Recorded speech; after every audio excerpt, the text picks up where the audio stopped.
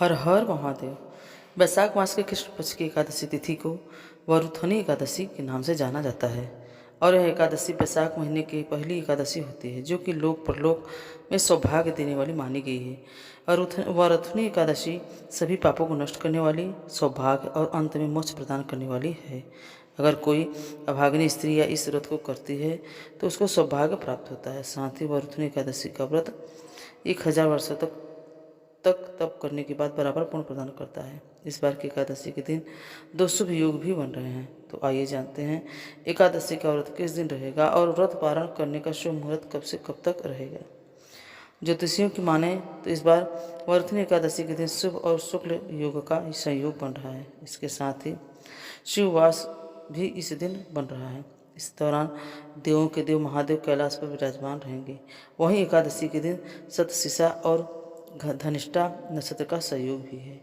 इस योग में भगवान विष्णु और माँ लक्ष्मी जी की पूजा करने से साधक के सुख और सौभाग्य में अपार वृद्धि होती है। इस बार एकादशी तिथि 13 अप्रैल दिन सोमवार को 1:18 से लेकर देखा जाए तो यह रविवार की देर रात 12 बजे तक बाद का समय होगा। एकादशी तिथि तब शुरू होगी, सोमवार को पूरा दिन एकादशी तिथि रहेगी और देर रात 1:08 पर एकादशी तिथि का समापन होगा। ऐसे में इस बार एकादशी का व्रत 13 अप्रैल दिन सोमवार को ही रहेगा।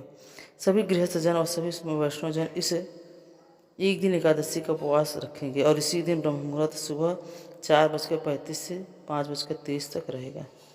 सूर्योदय होगा सुबह 6:11 पर और सूर्यास्त होगा शाम 6:42 पर। घनिष्ठता नक्षत्र शाम 4:03 तक रहेगा। बाद में सतशिषा नक्षत्र प्रारंभ होगा। शुभ योग 5:16 तक रहेगा। इसके बाद में शुक्ल योग प्रारंभ होगा। राहु काल सुबह 7:30 से 9 बजे तक रहेगा।